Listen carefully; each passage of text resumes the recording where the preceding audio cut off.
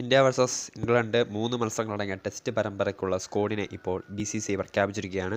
അപ്പോൾ അതിൻ്റെ ഒരു അപ്ഡേറ്റുമായിട്ടാണ് ഇപ്പോൾ എത്തിയിട്ടുള്ളത്. വീഡിയോയിലേക്ക് പോകുന്നതിന് മുൻപ് ലേറ്റസ്റ്റ് ക്രിക്കറ്റ് അപ്ഡേറ്റ്സ് വേഗത്തിൽ അറിയുന്നതിന് വേണ്ടി മേക്ക് സ്റ്റുഡിയോ എന്ന ചാനൽ സബ്സ്ക്രൈബ് ചെയ്യുക. വീഡിയോ ഇഷ്ടപ്പെട്ടാൽ ലൈക്ക് ചെയ്യുക, ഷെയർ ചെയ്യുക.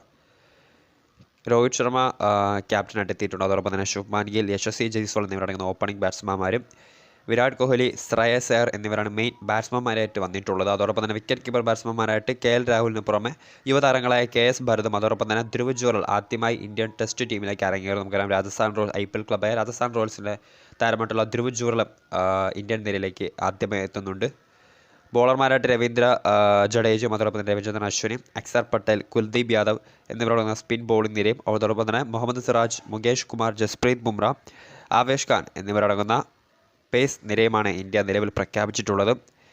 ആദ്യ 2 ടെസ്റ്റുകൾക്ക് മാത്രമായിരിക്കും ഈ ഒരു ടീം ഫുള്ളായിട്ട് ഇറങ്ങാൻ പോകുന്നത്. അവസാന ടെസ്റ്റിൽ ഇഷാൻ കിഷൻ മടങ്ങിയതോടുകൂടെ ഒരുപക്ഷെ ധ്രുവ് ജുറൽ പുറത്തിരിക്കേണ്ടി വരും. അങ്ങനെ ചെറിയ ചെറിയ മാറ്റങ്ങൾ ഉണ്ടാവാൻ ചാൻസ് ഉണ്ട്. നിലവിൽ ആദ്യ 2 ടെസ്റ്റുകൾക്കുള്ള ടീമിനെ മാത്രമാണ് നിലവിൽ BCCI പ്രഖ്യാപിച്ചിട്ടുള്ളത്.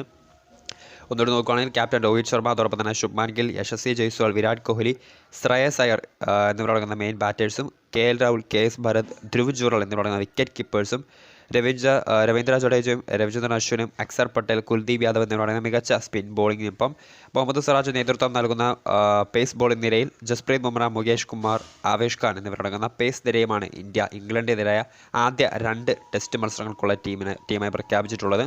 3-ാം മത്സരത്തിൽ ചെറിയ ചെറിയ മാറ്റങ്ങൾ വരുമെന്ന് നിലവിൽ റിപ്പോർട്ട് വരുന്നു. നമുക്കറിയാം ഇഷാൻ കിഷൻ ആദ്യത്തെ 2 ടെസ്റ്റ് മത്സരങ്ങൾക്കില്ല എന്ന് നേരത്തെ തന്നെ അറിയിച്ചിരുന്നു. 3-ാം ടെസ്റ്റിൽ ഇഷാൻ കിഷൻ്റെ സേവനം ഇന്ത്യക്ക് ലഭ്യമാകുന്നതോടുകൂടി ധ്രുവ് ജുറൽ ഒരുപക്ഷെ ടീമിൽ നിന്ന് പുറത്തായേക്കാം. അങ്ങനെ ചെറിയ ചെറിയ മാറ്റങ്ങൾ ഉണ്ടാവാൻ ചാൻസ് ഉണ്ട്.